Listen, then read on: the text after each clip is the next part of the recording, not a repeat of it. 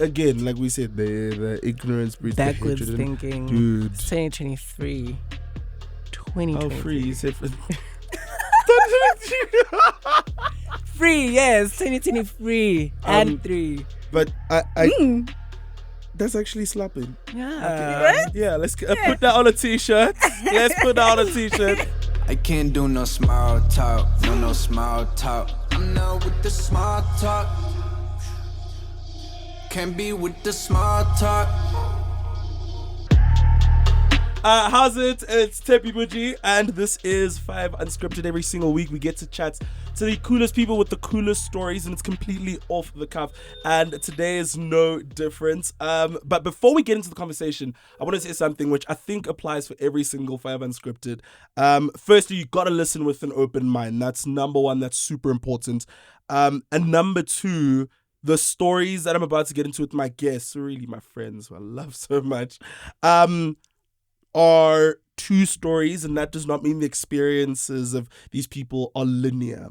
There are many different stories behind these, and this is just one drop in a massive ocean, and I think it's a really great opportunity to get to chat to my guests about these. So remember, again, you listen to this, and the opinions you hear, obviously one story out of so many that I think are really great, and that's why I think we should chat today. So, on to my guests, Kealeboga Themba and Buang Koneshe, my incredible friends. I love you guys so much. It's the first Oh time my I hear you saying your word. full name. I haven't said your Right? full name Ever. So Nobody should. we're like 3 Bs, Boga, Buang, and the Big Chief. And we could talk about anything, our drunken nights. I don't drink, Mom. Our drunken nights, all the crazy stuff we've gotten up to, but we'll talk about something that the two of you have in common, which over the space of time that I've gotten to know you, I've gotten to know this part of you.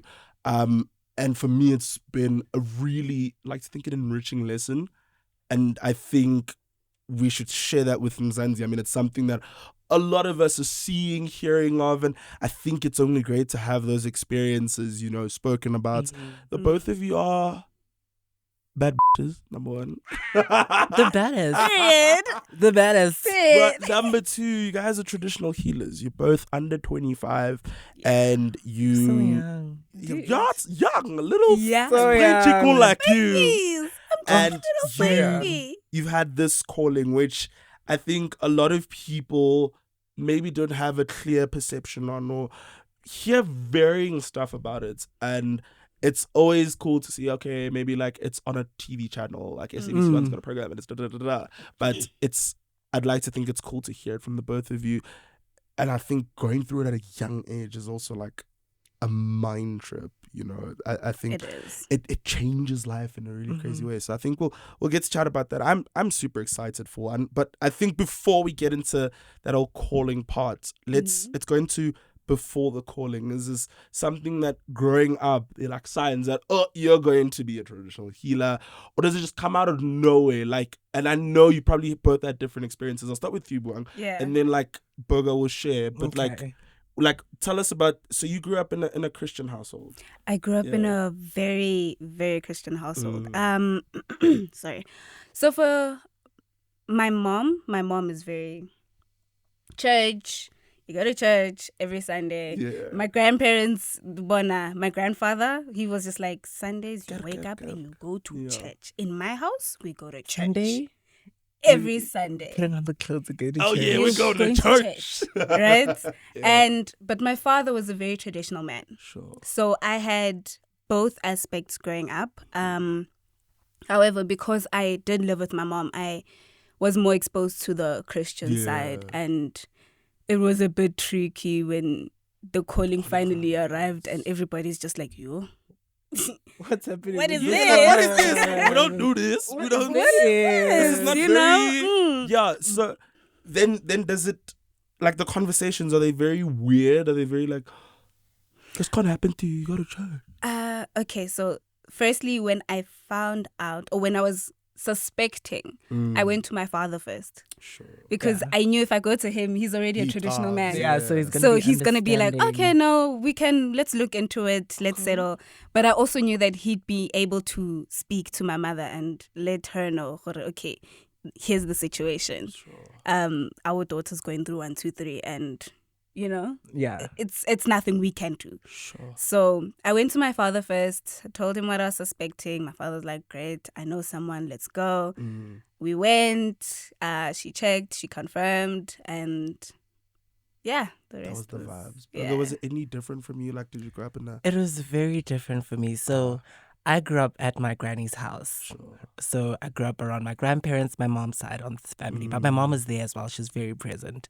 So my granny was very religious. Like, she believed in God, but she was also a traditional healer. Sure. So it was announced to me as a child that at some point I'm going to have to kind of follow this path. And it was a crazy reminder that I had, like, I think about a month or 2 ago. And I remember how, like, whenever my granny used to have, like, her clients over because her ndumba was in the yard. Yes. We'll go into what that means later on. Yeah. But yes. So I remember I used to actually, like, walk in while she used to have her readings with her clients as a child. Like, I was like 3, 4, 5, like, from that age. So whenever she used to have clients, I was very active. Like, I used to learn whatever she's doing. And yeah, that was when I got introduced to it, kind of really. But then as soon as she passed, it was like something I put in the back of my mind. Sure. And then I remember it was during lockdown. And for some odd reason, I got reminded of this life we used to have as kids and saw that we were not really practicing what we used to practice as we were children. So I went to go consult. And then everything just started coming back from how, like, I used to help her.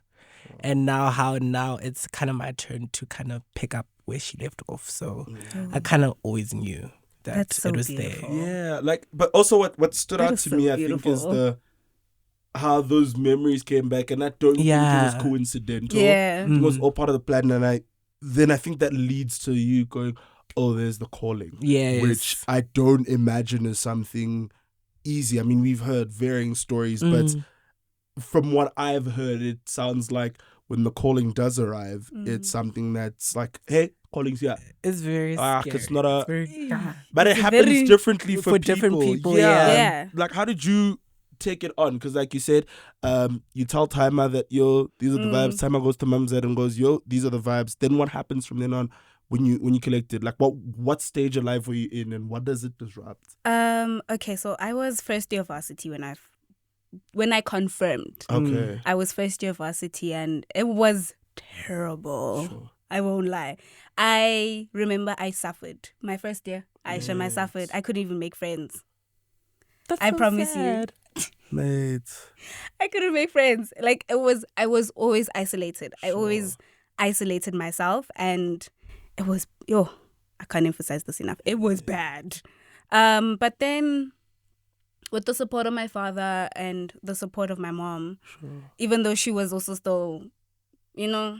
Yeah, Maybe half not. in, half out. Yeah. but she tried her best, and eventually she was like, you know what, You gotta do it. it's Yeah.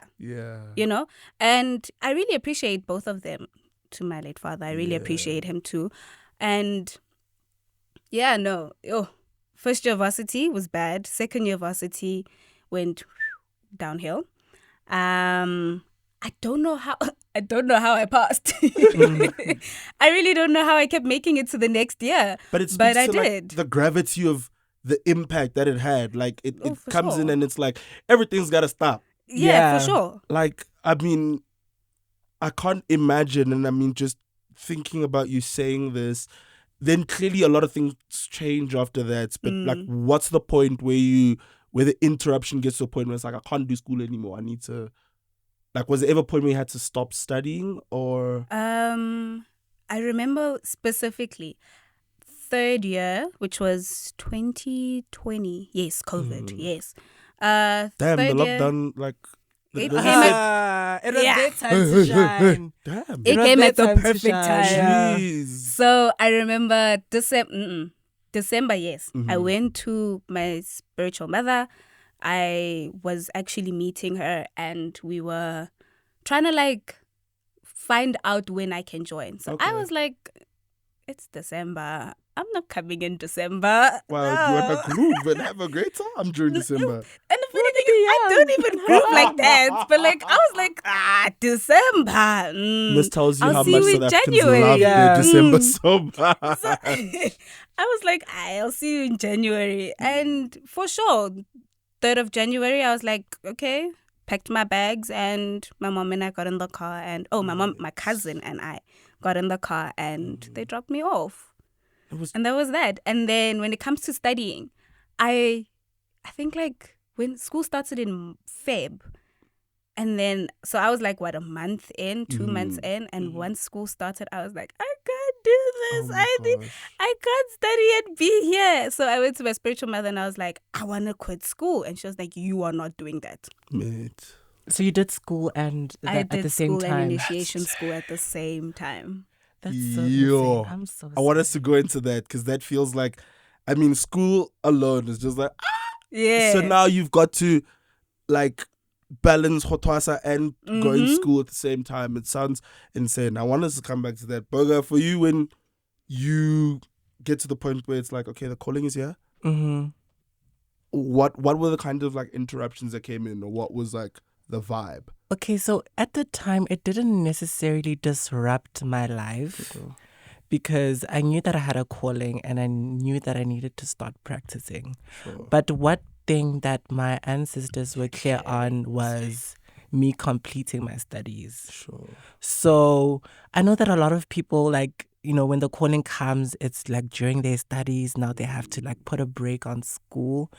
But for me, I didn't have that problem. So they just waited for me to like finish with school. So I finished school end of last year. Yes. But I wasn't necessarily like not focusing on it. I was just doing like little things that I could do to at least, you know, meet the journey halfway. Okay. So finished with school. So like my initiation is kind of happening right now after school. So that's what I'm currently focusing on right now. So it's kind of disrupting my life because I am isolated kind of a bit, but it's not that much big of a deal. It's sad, but I mean, it's life. It's life. Yeah. It's life. And I mean, it really does speak to what I said at the beginning, is that like the journeys aren't linear. You know, it's so complex. And I mean, again, so for you, it's an ongoing thing, but like you said, you go in and you're balancing school and initiation at the same time. That is crazy. Yeah, I mean, to me, again, I'm just saying school alone is insane. So, I mean, how do you... I mean, you're a degree, babe. We all graduated at the same time. Yeah. Like, why did hello. we actually come in here in our gowns? Why not? I mean, Why in not? our head, you know. But degrees, mama. You made it out. I did. Yeah. How on earth? And don't say vodka, whatever, we know. But How on earth did you do it? Yeah. Honestly, I have no idea. I'm not going to lie to you guys. I have no idea. I also don't know how I graduated, to be quite honest. Yeah.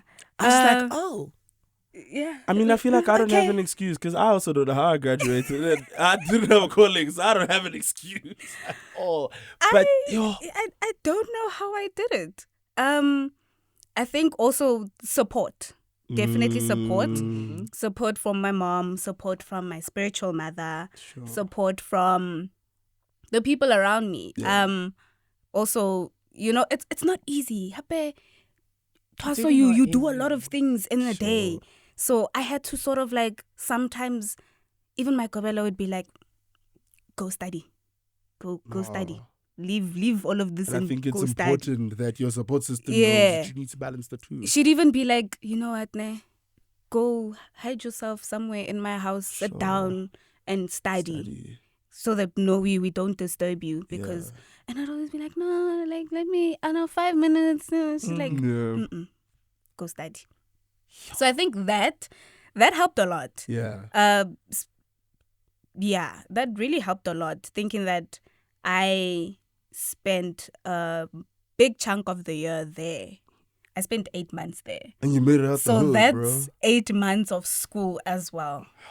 That's hectic. Right? Was it still like online or? Yeah, it was okay. So Feb and March we were still on campus. So I would go to campus Oh, this is 2020 lockdown. Yeah. It's just before it hits. Just before Yeah. it hits. Oh, okay. So I would go to campus. I'd take all my beads off, you know, the ones we wear inside. Yeah. I'd take them all off, put them in my bag, put my cloth in my bag, and then go on about my day. However, I still had others here. Yes. So people would be like, what are those? Like, And that's I'm not like, from. That's "Ugh." not the jewelry we know. I'm What's just so that? happy that, like, we didn't have lutsoko, le red. Let's try and. What's that? It's clay, red clay, Okay. which some initiates, not all, they have it on. So Okay. I'm just so glad. Because you when had to I go to was campus with that. Yeah, because I would have had to go to campus with like Oh my clay, God. red clay in my hair. Sure. So I'm so happy I didn't have to do that. But It really yeah. snapped at that decision. It They really did with that decision. So yeah, first 2 months, Feb, March, I went to campus every day. When I needed to be there, I'd go home, home. So Yes. she allowed me to go home and then come on weekends, just so that Okay. I can also have that time to study. However, when lockdown hit, it was only sensible for me to go that side Demonstrated, full yeah. time. So, yeah. Man, I went sounds to heavy campus. to juggle. It Now, does. something you pulled. I'm gonna pull out of that is the support structure you have, Yeah. which I think is really big. Boga, at home, what was the conversation like? I mean, you said your grand was a traditional healer, so I think it was something they're probably accustomed to. So you think there was like the conversation, and eventually everything was a lot more supportive there. It wasn't supportive necessarily at the beginning because my mom is very religious, like super religious. And she's also gifted. So she's scared of the things that happen to gifted people. So she's scared. She was scared in the sense that she really didn't want, because it's a very, in as much as it's a beautiful journey, yes, but it does come with its dangers. She was scared of the things that I might be inflicted to, the things, if like the people that are helping me as the people that I trust. So in the beginning, she was really, really hesitant on it. And she really did try like convince me and sway my way to religion, right? But as time went, and as things have been unfolding, like certain things have been getting better at home, she has been open to it. She's more open now. I think she's more trusting now. But at the beginning, it was never really that easy for her to open up about it. And like fully let you. and fully accept the fact that, it is what it is. Yeah. I think it's also insane that, like, a lot of our perceptions have like been molded by a lot of our families being religious, and that kind of dictates how we see it. And that, I think, is painted for so many, I'd like to think, so many South Africans, young and old, who now Definitely. look at people with traditional healers and go, we can't do that. We can't do that. Something you. Buang mentioned is you went to campus and you have to, like, put your beads away or whatever. And I think the beads are an integral part, like gogo couture, if you will. But like, I think that element it makes you very visible in that sense. Before I go on with that, what do the beads mean? Why do you have to put on beads? Every bead has a different meaning. Sure. Okay. For instance, I could have this white one that I have around my neck now, and it could mean something for me, but completely different for me. Boga. Okay. Even though they look the exact same, but the meanings are different. So for this one, this is for my prophet side, because I am a prophet as well. So this is for my prophetic side, my water side. There's so many that are with so many different meanings. Sure. Like I have a red and white one that I took off, but it helps with the pain in my wrists. It's almost like the bangles, the brass these bangles that ones Boga help has with on. I also have them. pain I in don't my know where I wrists. put them, but I You usually have them. Yeah, you do usually I don't have know. them. I don't know where I put them now. Sure. So I'm like, ugh. But yeah, those help with like the pains. So usually you'd find that a certain ancestor of yours had arthritis for someone. So you would also feel the pain in the joints. Yeah. Hence we put on these brass bands. These Bracelets. bangles. So do you ever feel? Because I can't imagine like just starting out with the calling is not an easy thing just to process alone, and these like the beads. Like I said, visibility, it makes it known to everybody. Gotta spot the gogo. Yeah, it's like, boom! Spot the gogo. You're a gogo, you're a gogo. There she is. And I mean, is there, again, like, you were young when the calling starts. Oh, yeah. You can't hide. Firstly, you can't hide from the calling, but now you can't hide from people. Exactly. From people, yeah. And people can be incredibly cruel. Oh, for sure. And I mean, that visibility aspect, you could walk into a mall and you've got your beads or you've wrapped your cloth around you and instantly people, wear their perception of you on their faces. How's that been? Like you because I mean, it's not like you're isolated from society. You come back in society. Yeah, and and you you're a guys normal came onto campus person. with these things. Yeah.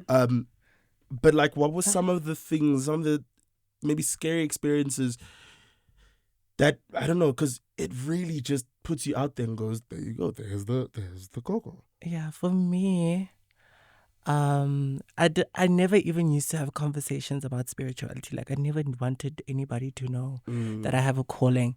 And I think it's because of like the perception that African spirituality has had in the past. 100%. It was like this Same. negative connotation Yeah. over it. Yeah. So- Someone once called me that, by the way. Same. Dude, and it's like, I was like, oh, I haven't even gone in yet. Exactly. So it is this negative connotation that society has had for so long, right?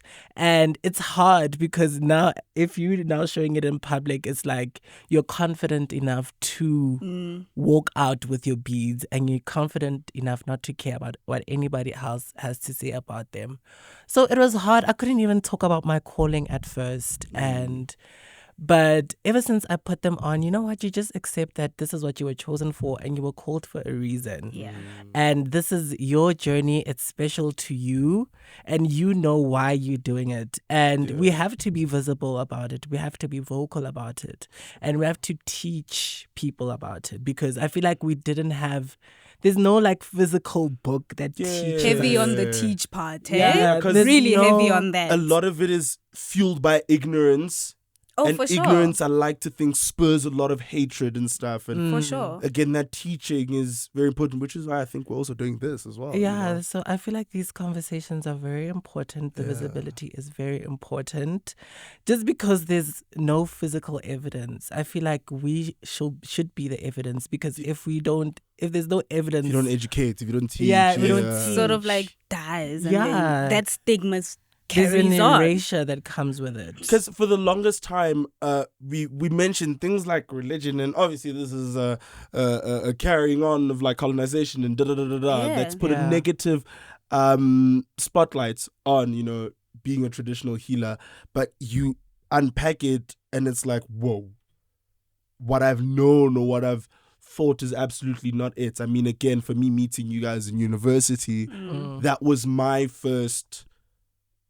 That was my introduction to, these are traditional healers. Yeah. Like, there's a lot of ignorance around it, and ignorance breeds a lot of hatred, Yes. a lot of backward views about this stuff.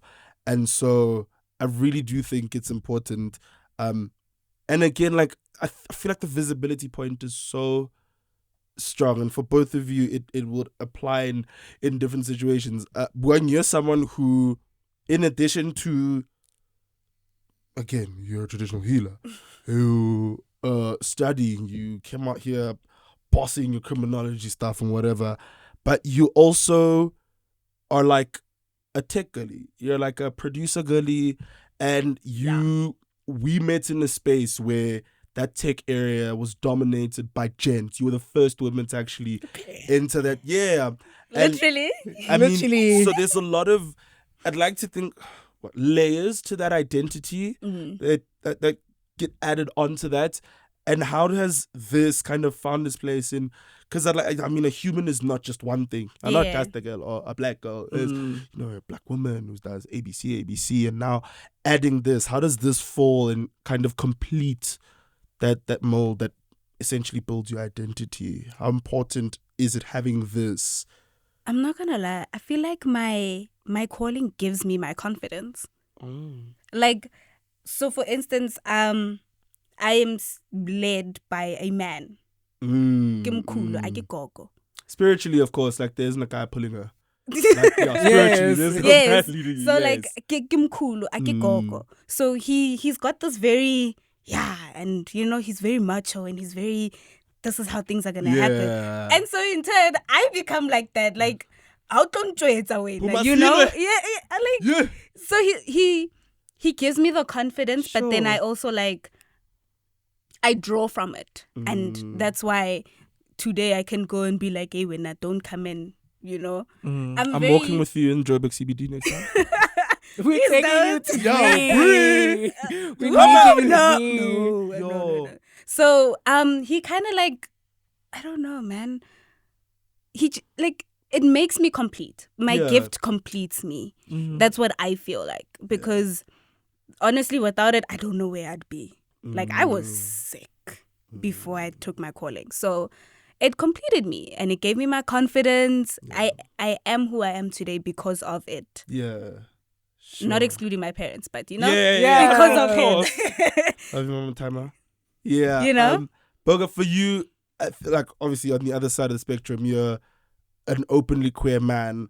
And how do you feel this has fallen in? Do you think it's maybe clashed with it, or do you think it's fallen right in with it and it all builds up to who you are? I mean, was that ever contentious spot to your identity? It never really didn't clash at any point. I feel like it enhanced my understanding a bit more of who I am and how spirituality works.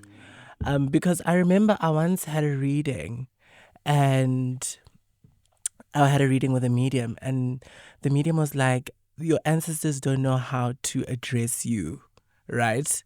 And I was like, what do they mean? They're like, no, they see you putting on makeup and like you're a man. So they don't know how like to bless you. Should they bless you as a woman or should they bless you as a man? And I was like, I would like them to bless me as a man. Like I would like a man, like open up those blessings. And it just taught me to embrace the feminine energy that I have inside of me, because they notice that. They don't notice Boga as a person or Boga as a being, but more than, like, they notice me more than the physical. Do you understand what I mean? So I feel like you are much more than physical, I'm much more than just, you know, skin and bones. So I really feel like it really helped me embrace that feminine energy that I walk with, that I carry. It helped me understand it even more. Because they acknowledged it. Yes, because they acknowledged it. So there was no clash whatsoever. And what I'm getting from your answers is, it's not an addition to your who identity. I am. It was always meant to be. It was Yes. always going to kind of complete that. And it's incredible that we think, I mean, again, we're kids. We're all so young at the end of the day. And we're still trying to figure a lot of crap out. But it seems like this was all meant to happen. It all builds up to who you are. It's not a thing you can take out and be like, oh, you still be Buang without this, or you still be it builds up to that. And I think it's absolutely incredible to, you know, get to think about that. Now, again, we say that like we're kids. You guys, you're not Pretoria babies, but you studied in Pretoria. Yeah. Repping the 1-2. Ha, ha, ha. I will always rep the 1-2 till I drop. But you lived in a town area that was very fast, very modern. I mean, we're not going into places talking about like, oh, Otasit or whatever. Like, it's just fast paced.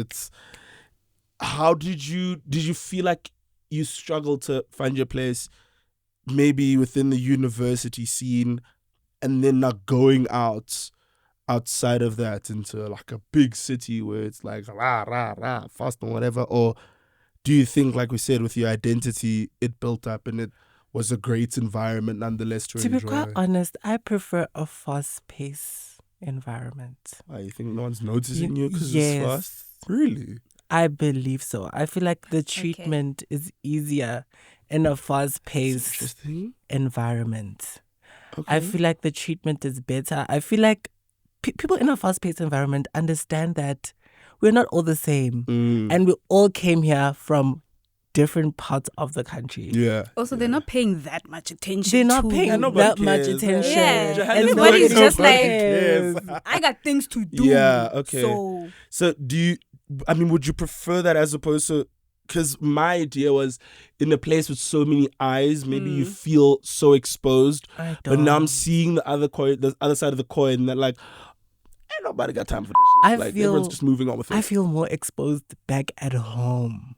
I feel Much smaller, definitely more back at home, because at home, like Rustenburg is a small town. I don't think it is not a that small small. town. I mean, But like, like it's small, like it's relatively small. Mm. There's less people there. There's older people there, and older people, like most of the time, spew judgment. Like I would walk at the mall and I'm being stared at by everyone.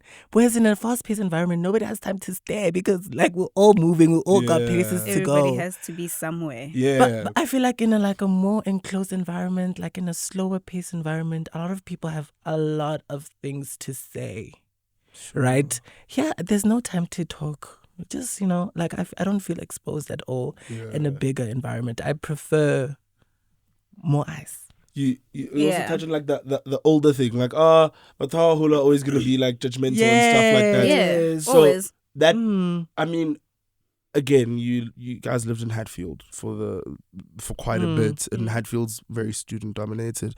So do you feel like it was easier to maybe assimilate there with, again, because I said the visibility thing is very important, like the beads are out there, Yeah. and you could be out I've gone to the jaw with you guys with your beads on.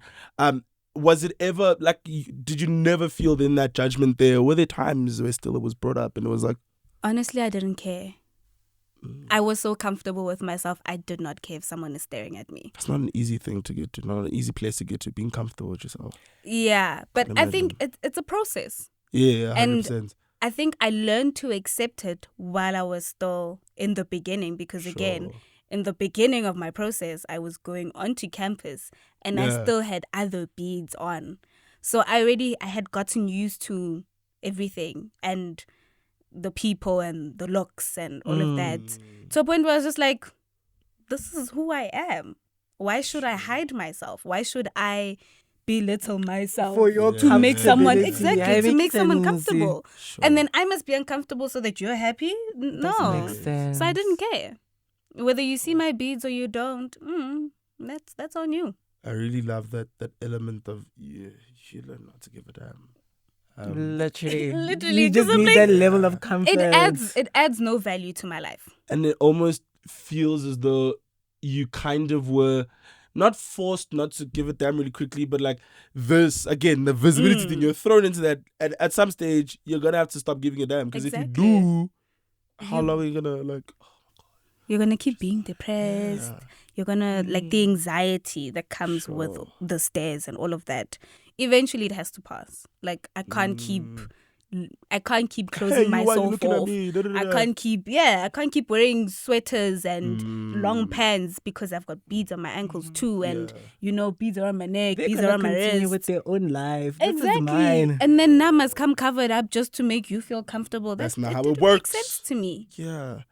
So it's like, Now, again, also the fact that older people are very judgy means we're moving into a point where younger people are not judgy. I do believe that maybe from the time that we were younger versus now, the outlook on traditional healers has changed dramatically. We are seeing what I'd like to think is a widespread acceptance of it. And I don't know if that's the right wording, but like we're not... The stigma hasn't disappeared, don't get me wrong. oh, for sure. Yeah, but like there's definitely a lot more acceptance. I think you can walk into a place and it's not a, oh my God, witch. It's like, this is a traditional healer. Let's, engage in those conversations. How have you, because again, a lot of what I've learned has come from you guys.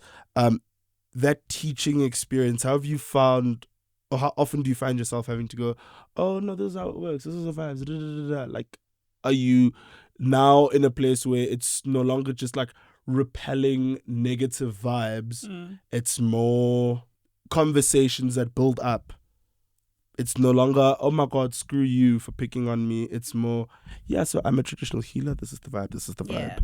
Is it moving in that direction? I think for me, I've been around people who are more open-minded. So for those who know, then they know. They're like, oh, okay, no, Buang's a traditional healer. Yeah. Okay, cool. Kisangoma shapo. And for those who didn't know and found out, they're like, oh, that's pretty cool. Yeah. I didn't know that. Like, people were like, I can't tell you. Okay. Yeah. You know, it was the thing of, okay, but whatever.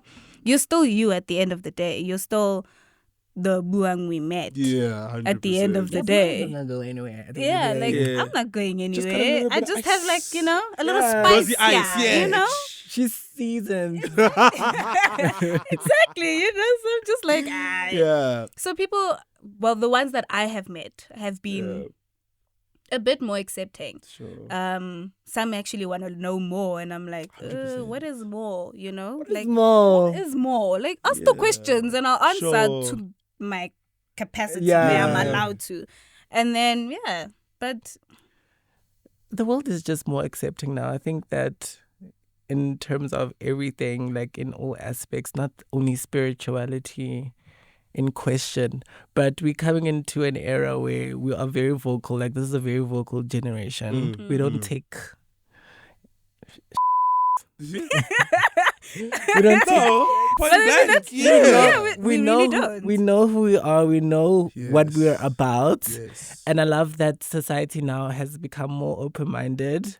Just because you don't know or you don't believe in something does not necessarily mean that you shouldn't at least get some knowledge on it. You know, we're constantly learning, we're constantly changing, we're constantly being better. So I feel like now the world is more accepting. It's not great, it's not perfect, there's still those pieces of people that are just annoying. But the world is definitely more accepting, which is great. So that's why I feel like conversations now have become easier. Yeah. You know, we that generation that's supposed to fix a lot of damage that has been done. The mindset old people. of these old people. You need to kick these bricks. I mean, and clean the slate. Yeah. Sure. You know? So I feel like, you know, we might be doing a good job. We're doing a great job. Yeah. Great job. It looks like we got thumbs up to all of us. But again, a lot of people think, you know, or they might feel like because it's traditional and we're moving into a very modern, globalized era of like living in the world, that the place of like traditional healing is not valuable. But more and more finding it there. I mean, do you think maybe your voices or I don't know, the representation of traditional healers is being diminished, or do you think it's quite the opposite, especially as, like I said, the world's moving into a modern era? I think for people who are still stuck in their old mindset, it's a bit difficult to accept that this is what's happening. Sure. But also, another thing that's not helping is the trash TV. Hey. The trash TV. It's not helping. It's a specific show. Yeah, that We're not gonna drop specific names, show. but It's not helping. It's not helping with the whole stigmas, the perceptions that people have already. Exactly. It's sort of like adding on to them. It's really and it frustrates me so much and that because trash TV is popular. It's That's so horrible. popular. So popular. People love it. Yikes. And they don't realize the harm that they are doing to the rest of us who are trying to change the narrative that we are good people, we are still ourselves, we are still people, and we still take other people into consideration. But that particular trash TV and the others that followed, they kind of like... It's taking it back. It's dropping like, the group it's like 2 steps forward, 5 steps back. Yeah. You know? Yeah. I get that. And plus, like, what was I going to say? Shame. We should have had I was gonna talk about like the people that actually scam, you know. Oh yeah. Like traditional healing is all rainbows and daisies. There are bad people that are out there that scam people. I mean, if there can be medical doctors who guys, scam. crime is crime. Why? Take advantage. Crime does not discriminate. That take advantage of We're people. not saying it's a good thing. Yeah, no, it's a good please thing. Don't scam people, please. But there are people that scam people. Sure. And work on people's vulnerabilities. They know for that they have a sure. gift, and they know that you're vulnerable, and they know that you're going to give Yeah. them money. There is a bad side to everything, like, unfortunately. Yeah. But it's beautiful. Like, join us, guys. It is beautiful. It's a beautiful gift. It is. It is a beautiful gift. It's got its challenges, and sometimes will make you wanna. What but It's but it's beautiful. I mean, what are some of those challenges you found to be like, I don't need this right now? I mean, you've mentioned a plethora of them. School and how it derails almost. School was one of them, but like that you can think of maybe most recently that was like, I don't need this right now. Like, is this You the know what weight I of really the don't gift? like is like some of the rituals that we have to do. Dude. And it's like, I am a baddie. Like, why should I be I want doing bottles this? like, I don't want to be doing this. Oh my god. Oh, and you have to kika ditlhare tsa hao, and your my hands are just so brown, and you're gosh. dirty. And I'm just like, no. Some of the rituals that I'm we a have to do, baddie. honestly, like, those are some of the things I dread the most, especially cleansing. It's like, that is the one thing What does that entail? a lot. Too Tshepang. many things. A lot. How long would you spend just doing this? Do you like need to book out a weekend? Do you need to? You could. It depends on you, honestly. Yeah, it really does depend on the Okay. It person. really does but depend on you. It sounds but like it's a task, hey? Like to Mosebetsi and me, a half. that is the worst thing ever. Like, I don't recommend it to anybody. But it's something you've got to do. It is. Oh, do you know what I absolutely hate? What? Hokapa.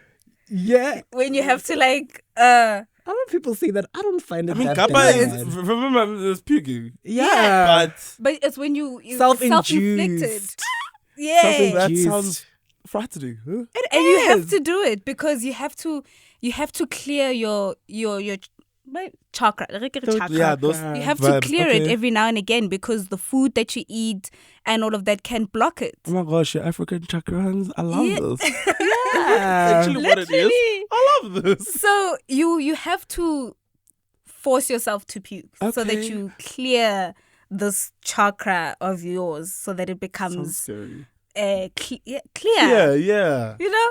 Yeah. I hate it. I want to ask Buang something. I remember somebody asked me if I don't think like using different parts of spiritual journeys from like different groups. Like, for example, I burn incense, but I'm also into astrology, but I'm also into religion, but I'm also into African spirituality. Do you think there's like a clash between like using or believing not necessarily in one common idea I or wouldn't say- understanding? I wouldn't say it's a clash. I think with the one thing I love about African spirituality, it's that it's so open.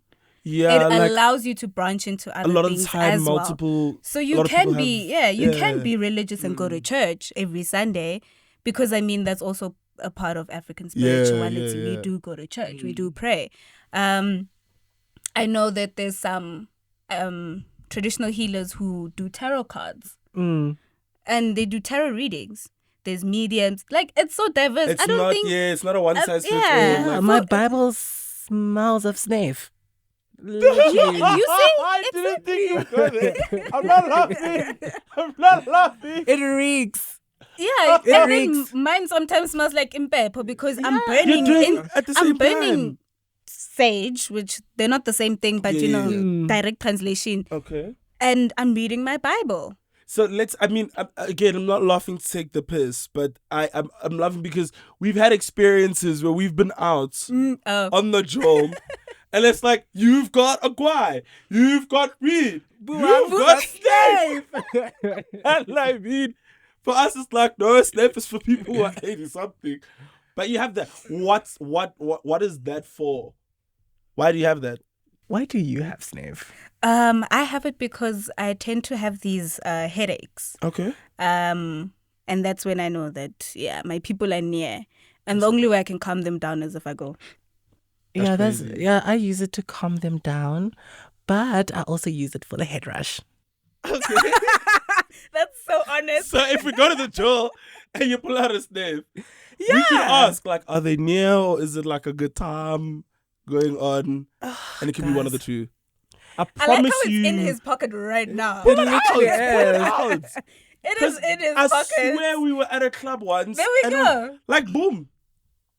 Oh, also when we were on the balcony, remember? And I came to Yes. and I was like, Boga, I need Snape. And you're like, I haven't. Dude, like people go, dude, can I please have like skiff something? No, but I'm really scared of like some people like publicly like have fits in public, and I'm really scared of that. Yeah, no. So that's So why I just this- have it around as like an in case Sure. of emergency, not only for me but for somebody them. else as well. Yeah.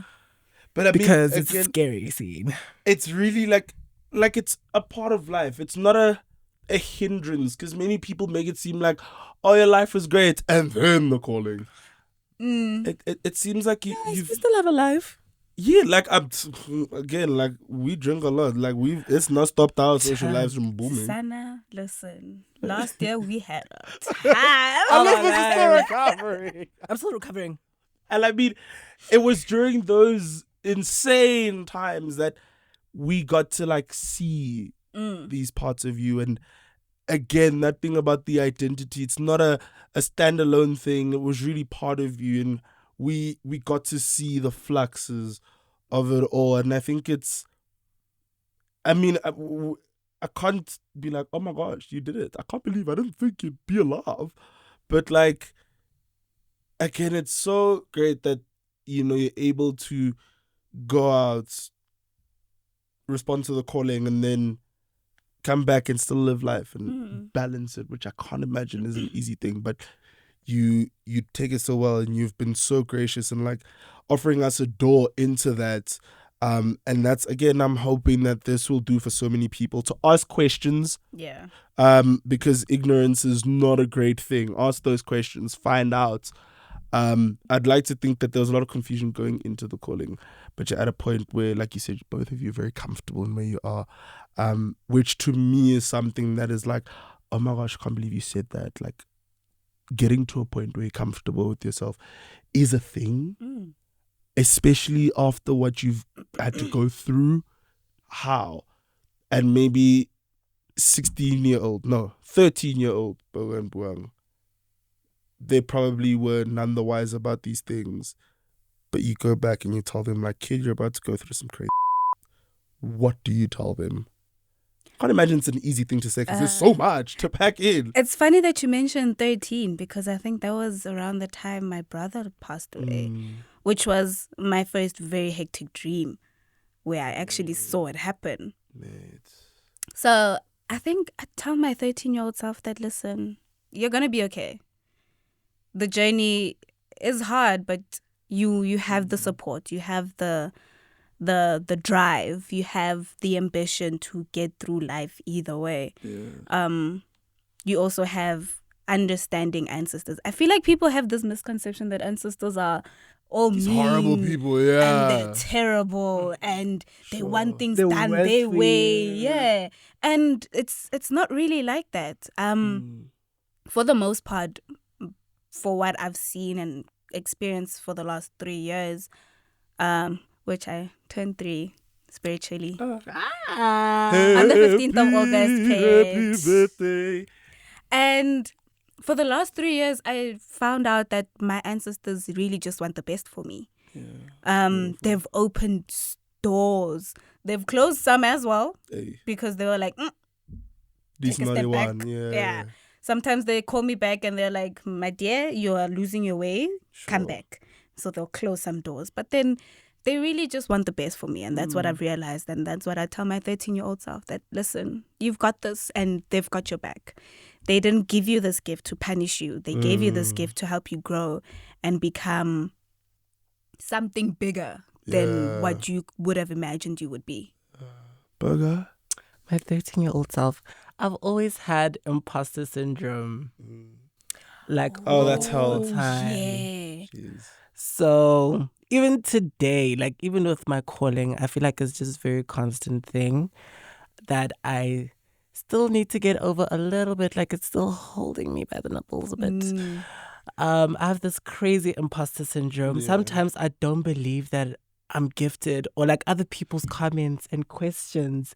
Like, Be I like, don't have the capacity. I don't have the capacity. or like I somebody relate will so ask much. you, are you really gifted? And I'll be like, am I? You know what I mean? So I have like crazy imposter syndrome, and I just am still learning that, you know what, you are gifted. Like, please relax. So I'm still learning to find that comfort in this journey. Yeah. And to my 13-year-old self, I'll just be like, be prepared.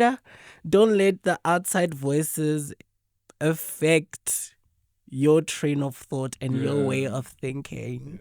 You were called for a reason. That's why they chose you. They knew that That was you such could. a nice. Jeez. I was about to say, oh, the drama. They knew you could The do drama. it. They knew you could do it. Yeah. Don't let them trust. No, not trust. Don't let them. What's the word? Put you down.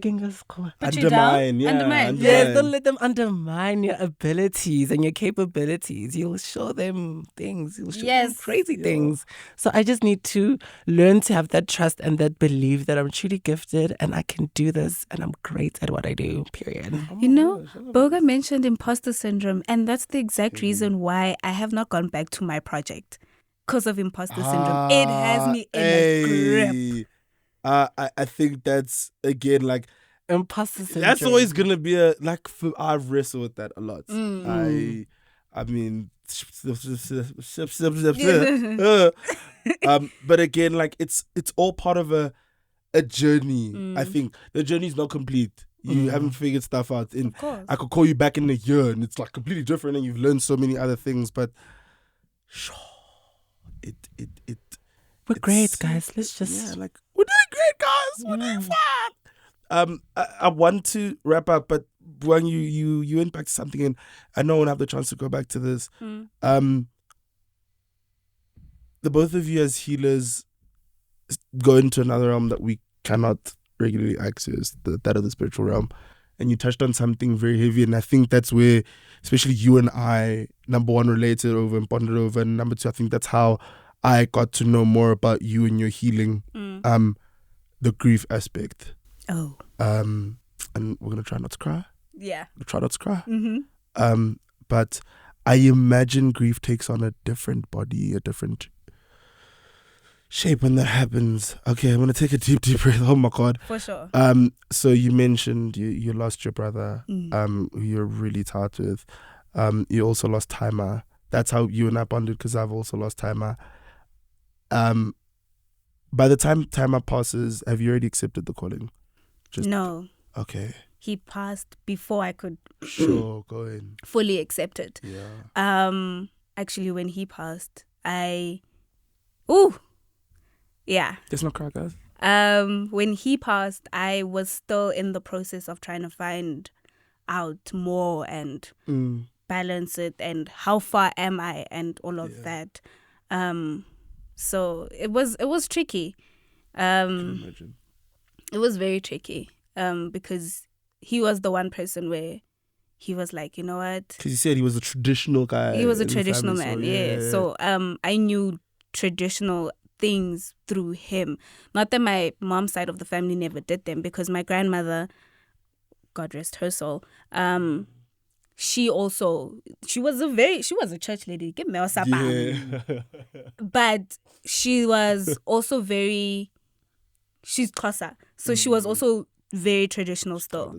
She knew how to make them komboti and make sure that, you know what, my kids know how to cook on a fire outside. You know, so yeah, it was tough, especially after losing my dad, because I was like, he was the one person who was like cheering me on. Do you feel like there was maybe a closeness? Because I said, like, I don't want to say you have access. It feels so weird because it's almost like you scan a card and it's like, Card boom. chain. Yeah, like, hey, boom. But I mean, does it, I don't want to say how, but do you feel like there's still a closeness to him because you can kind of tap into that, that like we can't? Yeah. Like, do you think there's a closeness to him? Did you kind of take on another? Yes and no.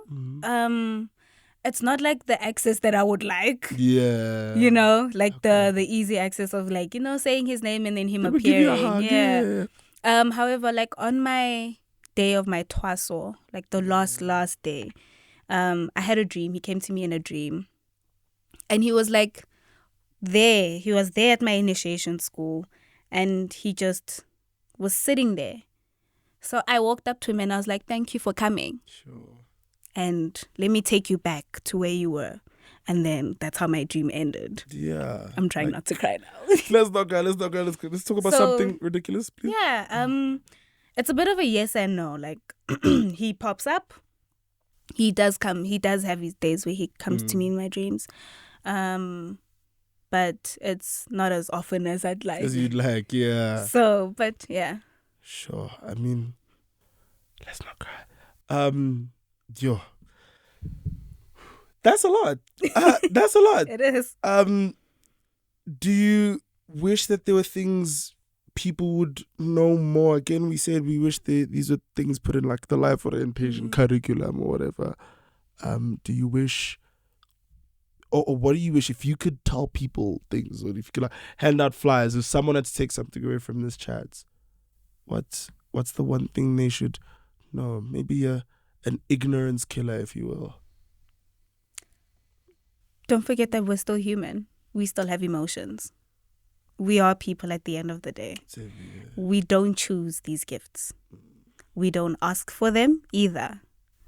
They choose us. Yeah. They come to us. And amen, some have the choice of saying no, some don't. I did not have the chance of saying no. You get me? I don't choose my journey. They do. Yeah. And I'm just their sheep and they're my shepherds. Funny stuff. Burger? I forgot the question, Tshepi. If we had to kill ignorance around traditional healers, and Yes. you tell people, yo, this is the vibe. Don't hit me. Don't look at my beads and think, oh, witch. Guys, ignorance is built from what we get taught and what we don't. And what we get told is right and what we get told is wrong. So we need to fix the root cause from the beginning. Who is telling you that these things are wrong? Who is telling you that this place is dark, right? The only way ignorance can be removed or erased is through teaching. I'm not necessarily saying that there be a subject, but I remember we had religious education. I went to a Catholic school, so we had religious education. So they taught us about most beliefs, right? Like even African spirituality, they tapped into everything. And that gave us a window and an understanding to understand how other people work, how other religions work. There should be more of that. There should be more of that. Education of that, yeah. If we are such a rainbow nation, let's all learn about each other. Let's learn 100%. how we all work, how we all come together without just spewing judgment with lack of knowledge. And this thing, sangomas, hey, why are you so clean? Hey, sangomas are supposed to... Please stop. Yeah, the You can't be coming to me and be like, oh, you don't look like when you're so clean. Yeah. What do you mean? What do you mean? What should I look like? What should I look like? Like I'm a hobo. And it tells you that there's a lot of, again, like we said, the ignorance breeds backwards the hatred. thinking. Dude. 2023. Oh, free. You said free. Free, yes. 2023 and 3. But I that's actually slapping. Yeah. Right? Yeah, let's put that on a t-shirt. Let's put that on a t-shirt. I want to wrap this up in a very great way. We've spoken so much about how the hatred is a big thing and the challenges are there, but I'd like to think there are many joys in this. From the people you meet, maybe when you're initiating, to I don't know, the experiences. It's not all doom and gloom. Again, it's built you, and I do believe that there are joys that have come from that journey. What have some of those joys been? Some of those great experiences that are like, you know what, as someone what has saying, I maybe could change someone's life or help someone out, or what was just those moments of joy, man? I think it's when a client comes back to you and they're like, you have changed my life for the better. When they're just like, thank you. Yeah. Even though you're not supposed to technically thank a sangoma. That's what we say. Okay. Which means like the things are not thanked for. Yeah. I don't know what to say. I don't know how to translate. Yeah, the things are not thanked. I don't know how to translate that one. But when someone comes back and they say, yo, you have helped me, that gives me that sense of relief. Or they come back and they're like, yo, you know what? Things have changed and I'm grateful for your help. Yeah. And I'm like, sometimes I'm like, I really didn't do anything. Didn't do much. I really didn't do everything. much. I just they did everything. I just gave you what they needed to help you. But that's one of the upsides. Something special. I really love the clarity that I get to give people because we're always seeking clarity, and not having clarity is so frustrating. I love the fact that I can give somebody clarity.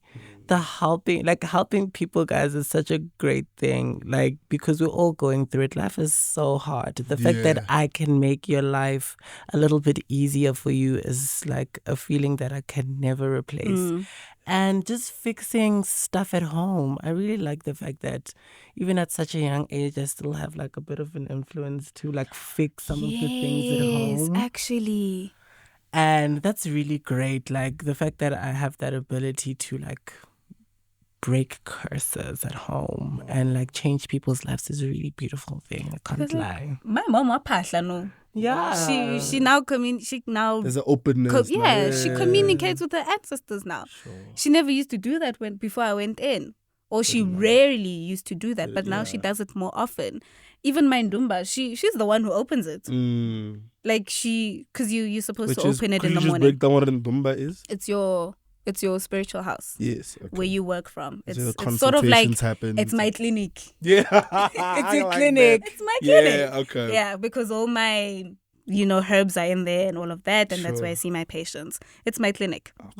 Okay. Well, from what I've taken from this, again, I love that it's built you to you are now. It was never meant to be any other way.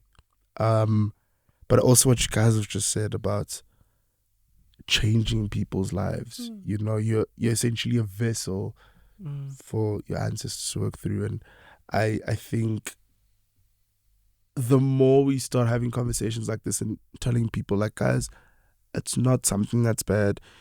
You shouldn't run away from someone if they sit next to you in the train and hook up eats. Like, come on, Jeffrey. Yeah. Like, come on. No, but for real. Bog, I think you said it, that we're going into an era where we're very open about things. This is something I think we should be very open about, especially as Africans. It's something that it's here, dude. It's not like... It's not going anywhere. Get a heart from us, because like, Gucci gang, whatever. Again, it's just, this isn't the end of the conversation. So many conversations can happen. I've had great experiences, learning experiences from the both of you. I mean, there have been times where we just chat about it, and there are times where, like, you've texted me in the middle of the night going, oh my God, ABC. And like, we've had a moment where I was about to we say, were like 2 a.m. off the vodka, and it's like, I need to tell you something. I swear. It was always insane. after the liquor kicks in. I'm not gonna go in depth with it, but we were there at a mate's house just losing our minds, and we spent the night crying for like 15 minutes. I think I left all of you guys crying, and I was like, okay, I'm going to sleep. We were there to like groove. I was like, my job here is done. My job here is but done. again, The messages have been passed. I'm going to sleep. I cried a lot. I got sober like this. But again, that speaks to the way you guys help people, the clarity you mentioned that you bring to people, and you can't put a price on that. And Never. as someone who was not previously exposed to this side of things, again, the stuff that you guys have brought, for me personally, have been insane.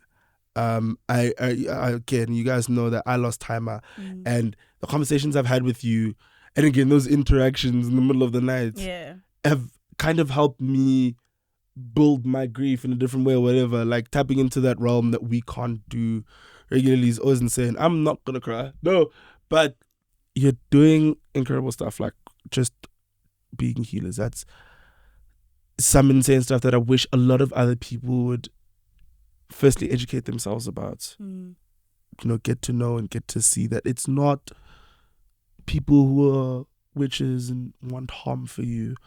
But also what I'm very excited about is how the growth is happening for the both of you. It's not something easy, but you've taken to it so graciously. And for me being your friend, it's incredible to see again how you're growing from this, how you're impacting other people's lives. And I'm very happy that we can educate people like this. These conversations have to be had. They do. These stigmas and preconceived ideas have to be broken down.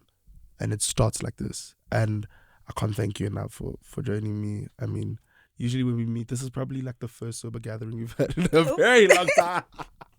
Just water and chew. Yeah. I don't chew, mommy.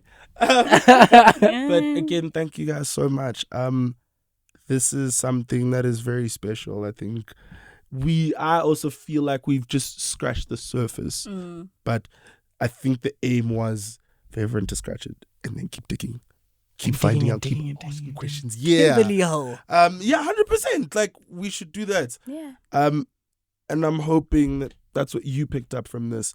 Again, these conversations, these experiences are not linear ones. Both of you share a lot of things, but so many other things that are different. And if you're going to take anything from this, go ask those questions. Have these conversations. Traditional healers are not people who always have classes.